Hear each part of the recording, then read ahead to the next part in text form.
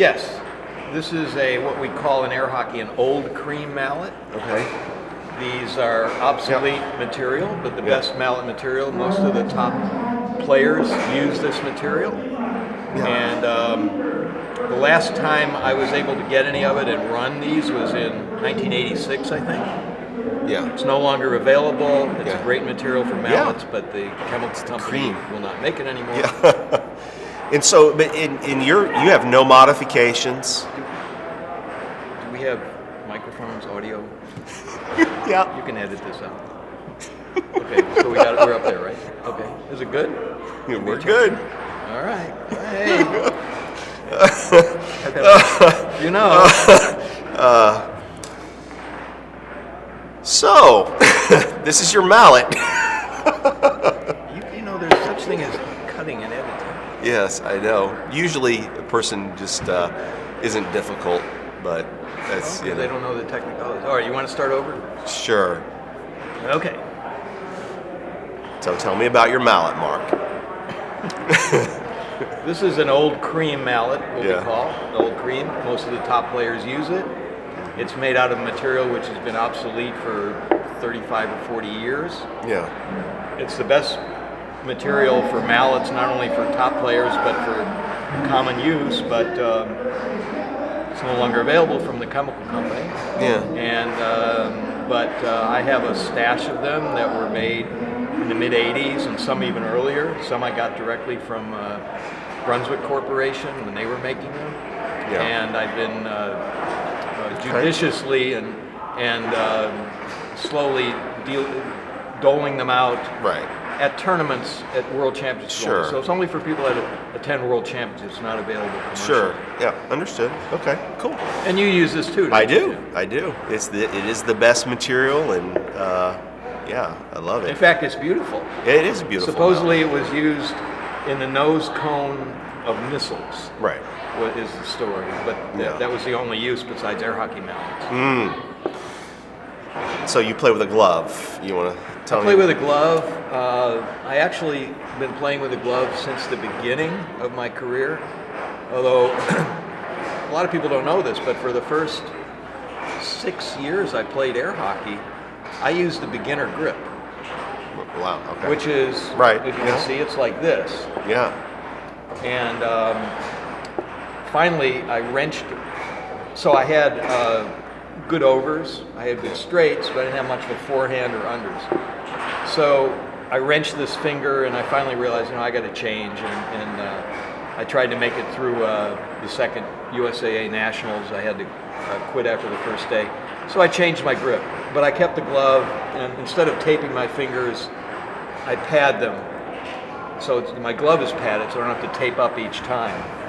So I still get whip on my mallet because I'm using the back grip, and I can get a good forehand. Yeah. But the glove, sort of, I like the feel of it. Plus, it protects my fingers without having to tape them heavily. Yeah. Okay. Cool. I like it. So, please say who you are and where you're from.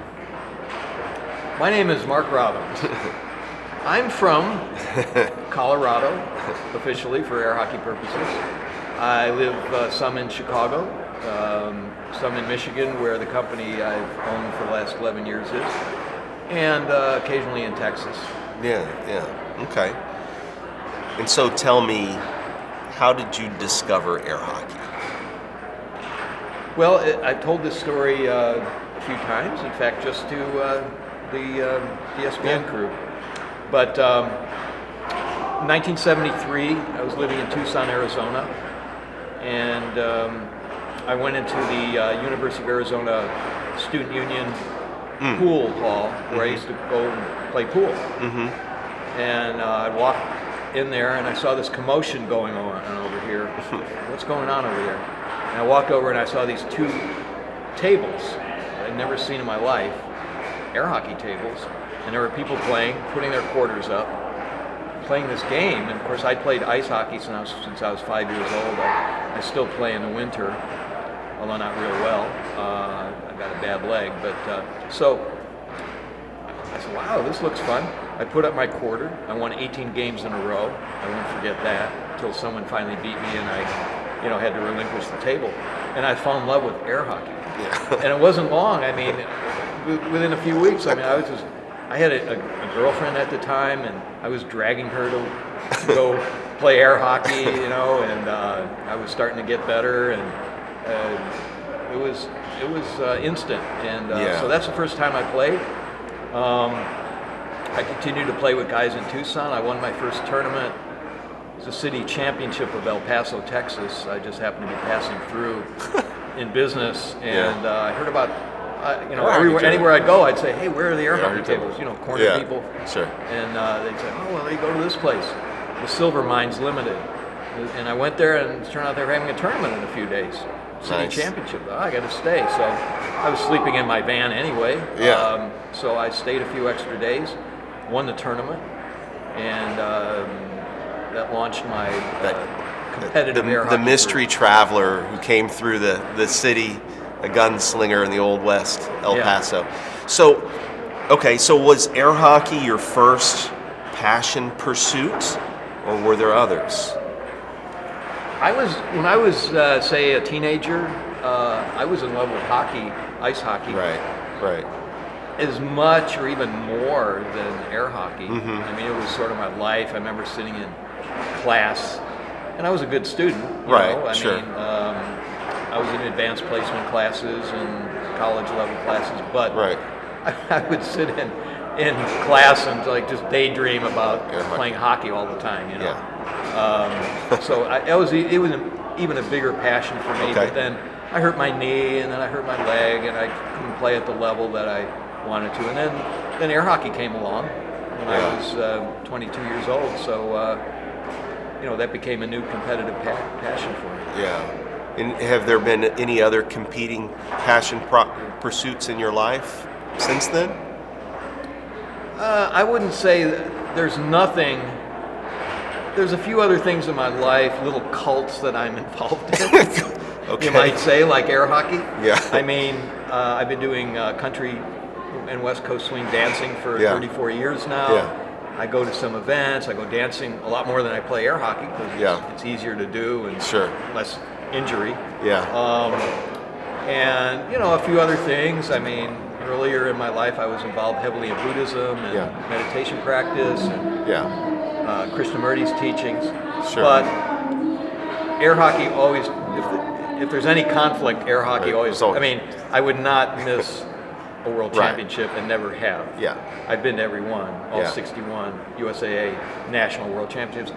There's some I haven't played in because of injury, but I've always attended. So air hockey has been a thread throughout your life that's been consistent as the passion. Yeah. And I'm interested because you said that dancing is easier, but dancing is also, that's a co-op, right? It's a cooperative activity. Yeah. Air hockey is very much not cooperative. Well, it's weird because everything I'd ever done in my life before learning how to social dance was trying to beat the other person. Hockey, air hockey, business, whatever, although not meditation and stuff like that. But so it was like, wait a minute, you mean I'm supposed to telegraph what I'm going to do to the girl instead of fooling her? Let me think about that. But it for me, I mean, there are people that are competitive at it, but I'm not a natural at dance at all. Right. I mean, it took me it took me a long time. So I enjoyed it. It's fun. It's social with females, but I don't do it competitively. And I don't like the competition in the dance world because it's all subjective. Right. Yeah. It's all political and who who likes you. Yeah. In air hockey, it doesn't matter if they like you or hate you. Right. If you score 7 points, you win the game. Yeah. It's very clear cut. Yeah. Huh. But let me add this: that so my passion for playing air hockey morphed into a passion for organizing air hockey. I started in the Colorado State tournament, '79. Then I organized the nationals. And then it became my work passion and my life passion because I had to get into the air hockey manufacturing business because air hockey was going away and dying. So.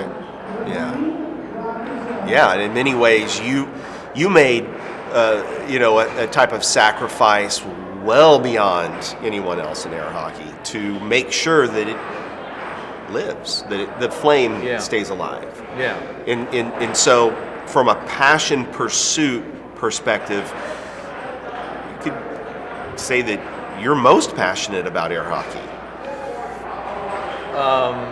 I would say, I mean, if you look at, there's been people like Vince Chappelle who were operating air hockey tables for a while and others, but nobody has spent as much of their life either in the business world or the competitive world at air hockey as I have, just time-wise, that's for sure. Yeah.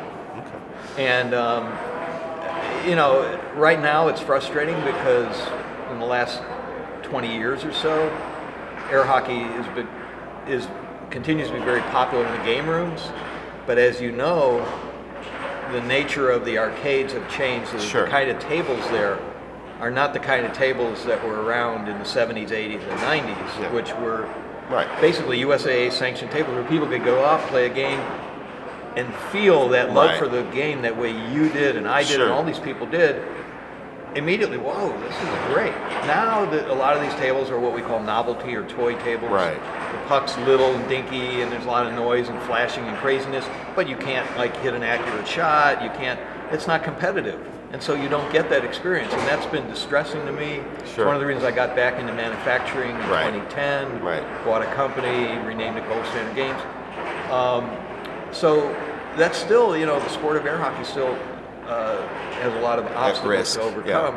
But on the other hand, I can look back and say, how many people in the world have ever played air hockey? A billion maybe? Out of 7 billion, maybe even more. People in China, there's tables everywhere.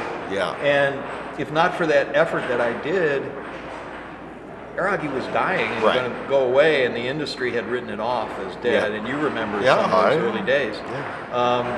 So, that's something that I feel good about, is being able to bring air hockey to maybe 1 billion people who wouldn't have been able to play it if not. And there are tables everywhere, not great tables, but there are tables made in China, Asia, and South America. Now, that sort of leads into this other question, which is sort of a deep question, which is, what does air hockey mean to you?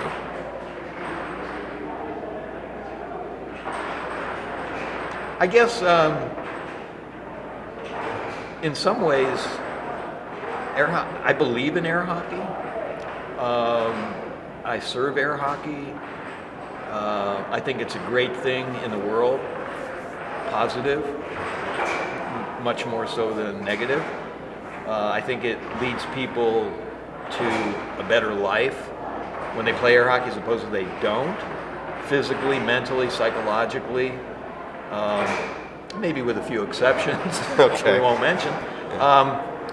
So I think it's a positive thing, and it's always been something that's been there for me when other aspects of my life have, losing a relationship, romantic relationship, disappointment, betrayal, and all that stuff. Air hockey's still there. And as I've said many times, at the moment you're playing air hockey, you're absorbed and you're completely playing air hockey. You're not suffering. You're not miserable. You're not thinking about, that girl or that, what money I lost, or this opportunity or that, or this, illness or whatever. You're in the moment of air hockey, and it's great. And it's always great. I mean, you win, you lose, but the experience of playing air hockey is great. So that's probably the main thing. And sometimes I think that, and this is sort of counterintuitive, what is the greatest thing I've ever done in air hockey? Well, in terms of serving people, making air hockey available and keeping it from dying is probably the greatest thing. But I've also won 2 nationals. I was number 1 a few other times. And so the greatest thing in terms of what you can do on earth that I've done with air hockey is to play it. And the other thing I've been thinking about is, I was thinking about Minnie Minoso, who just got elected to the Hall of Fame belatedly after he died. I mean, he should have been elected years ago. He was great. But he played baseball in an exciting way with a flair. It was interesting. It was, he was. People loved watching him. In other sports, there are people like that. Michael Jordan in basketball. Mahomes, I guess, in football. Bobby Hull in hockey.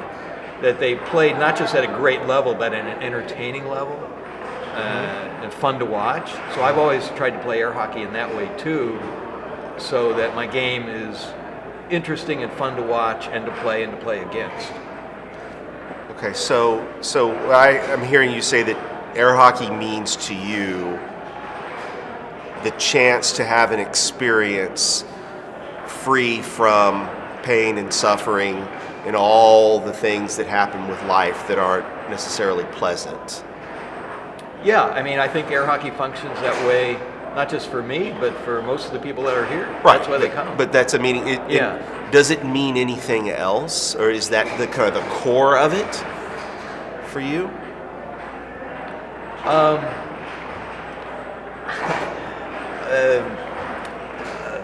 Chris from the ESPN crew asked me a similar question, and I'll answer it. I'm rehashing something I said like 30 years ago, but someone asked Bobby Fischer, the great chess champion and all-around weird person. Right. Well, is chess like life? Right. And he said, no, chess isn't like life.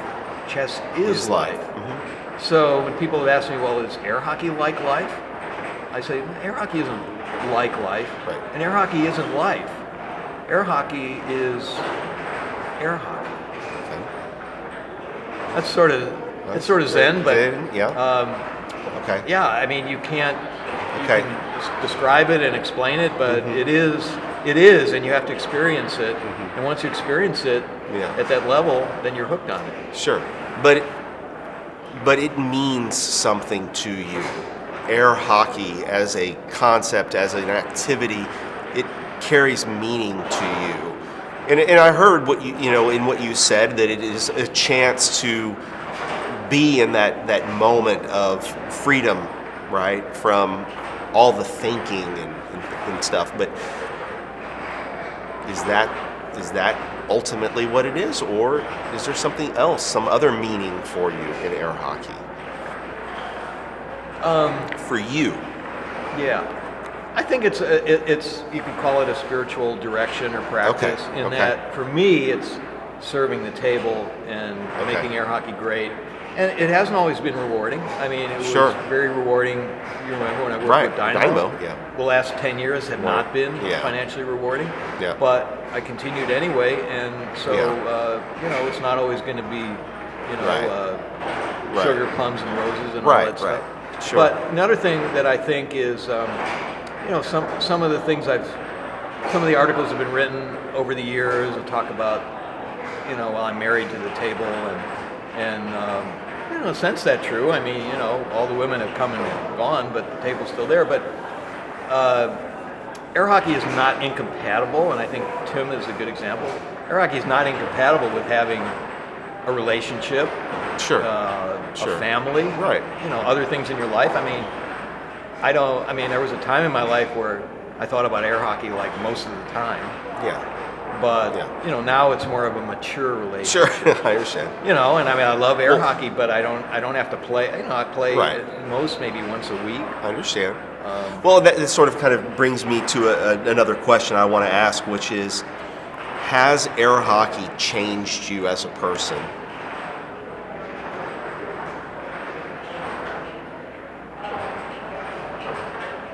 Yeah, that's a difficult one, because I don't know, but if I imagine a world where air hockey, like the world you were born into for the first few years of your life, there was a world with no air hockey. Right. And it was like, wow, nobody even thought of it. Yeah. It wasn't there. And like, what would I be doing? I'm sure I would have found something meaningful, but would I have had that passion for some other sport? Probably not. Okay. Because the only sport I had passion for was ice hockey, and I just couldn't play at a high level anymore. So then air hockey, it sounds like air hockey did change you. Oh, yeah. So how did it change you? I don't know what I would have been without air hockey. I don't think I would have been like, stumbling in the gutter, drinking or something. I understand. I might have, I do know this, that I gave up a lot of things for air hockey that I would have done, like traveling out of the country to India, as some of my friends did back in the 70s and 80s for meditation purposes. So I might have gotten more involved in the spiritual side of things, or I might have gotten involved in a different business. I was interested in the health food business and all that kind of stuff going on in Boulder. So it did. So it changed the trajectory of your life. Yeah, did it change me as a human being? I can say this, that the experience of playing air hockey and competing against the greatest players in these dogfight battles where you're having to give more and more and more and like just rip to your core, with effort against people like you and Bob Dubuisson and Robert Hernandez and Phil Arnold and all these. When I got into the business world and had conflicts in the business world, it helped a lot because it made those, I'm not going to say easy, but a lot easier. Because it's like, hey, I've stood up to Bob Dubuisson when he's coming back like a monster. I can stand up to this guy who's trying to like screw me out of a bunch of money. Okay. And that's a common theme, is that the experiences on the table have built a certain level of character or resilience that then is made applicable outside of air hockey into life. And I know it's true for me because I harken back to those air hockey experiences and like, oh man, this is easy. So, okay, imagine for a moment that we have the world's attention. We've been wanting it. We have it. The whole world is looking at us, and they're listening. What does the world need to know about air hockey?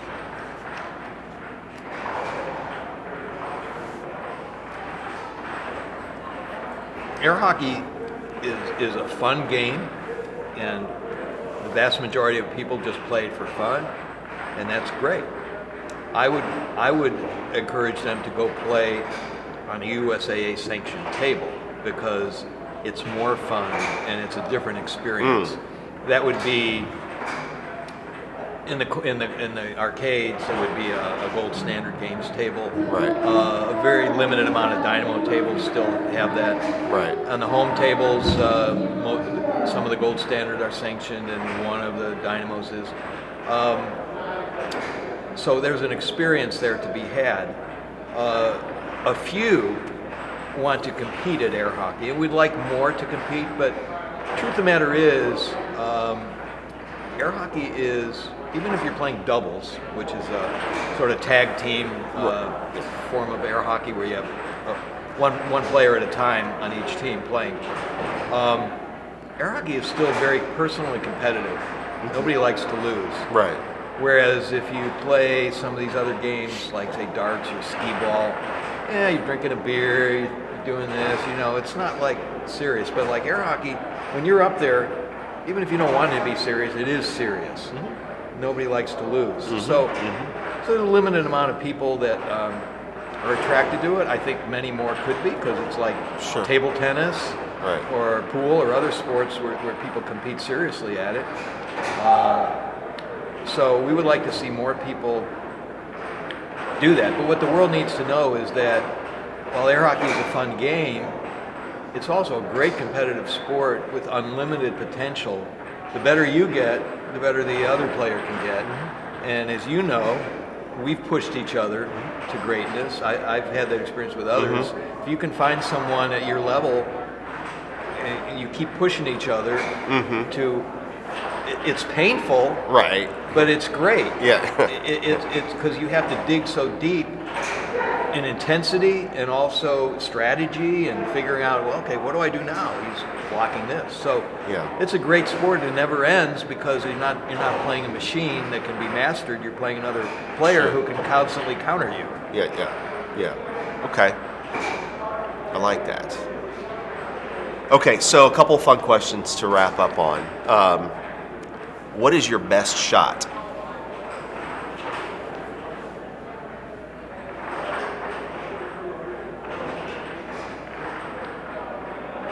Can I give you a few? Well, certainly, tell me, but I would like to know what you believe is your best shot, but you can certainly say what the runners-up are. To quote an air hockey player who's not here, or paraphrase, I've got so many best shots, I can't even name them all. Okay. I like to play a chase game or moving puck game. It's hard to do these days because a lot of players interfere. So anything on a moving puck. But if I had to look at just shots, even on a moving puck, you're hitting this shot, or you're hitting a cross or a cut or something. I would have to say it's close. It would be between my forehand straight and my right wall over. Okay, forehand. Which are both It's a forehand cut, correct? Yeah, forehand straight cut. Straight cut. It's Okay. not really much of a cut. Or a right wall over. Okay. Yeah. Right wall over. Yeah, which is an off. Yeah, the off. wall. Yeah. Okay. Okay. I love doing cross straights and left wall overs and Right. and some unders too, although they aren't as strong as my overs. Yeah. Okay. Now imagine that the universe is going to gift you a single shot at championship caliber that you do not possess. What shot do you want? That's easy. Okay. That's totally easy. A left wall under. Okay. Because, if I say this, it's not like it's going to be a surprise to any of the top 10 players who have been beating me lately. Yeah. It's what I'm missing in my game is something that's developed in air hockey over the last, especially the last 15, 20 years, but you started it, is really hard, fast, but quick release unders for right hander, right wall under, for left hander, left wall under. Yeah. And it opens up so much, and it's important. Mm-hmm. It's an important shot to have. Okay. And I'm working on that, and it's better than it was, and I have different ways of releasing it. So in some way, I'm playing better than I was, 30 years ago. Even though I'm not, I have shots that I didn't have then. Mm-hmm. I don't have the natural intensity or energy, but definitely left wall under. Okay. Well, Mark, I have appreciated all that you've done for air hockey. Even if the world doesn't know, and even if all the players don't know, I know the truth. And the truth is that, in many ways, we can still play because of you. And so that's a great deed that you have done for air hockey. And so I wish what bravery I have done. Yes. And so I thank you for all of that. And, I hope that you get that left wall under. I hope that you finally find it and win another tournament. That'd be great. I would settle for beating some of these guys that I've been losing to lately and finishing in the top 10, but sure, you always want to, beat and I'm not that far behind. Mm-hmm. The only guy that really I have a hard time winning a game against in the last 3-4 years is Colin. Okay. I can compete really strong with Dan Meyer, with Danny. Jacob I haven't played since he got to a higher level, but Colin's just really difficult. He's so quick, so good on defense, fast. But I guess we should say that every air hockey player, if they haven't, should take the time to watch the Wild Bunch. Okay, sure, yeah. Then there's a lot of lessons to be learned there. Yeah. Okay. All right. Well, thank you. All right. All right.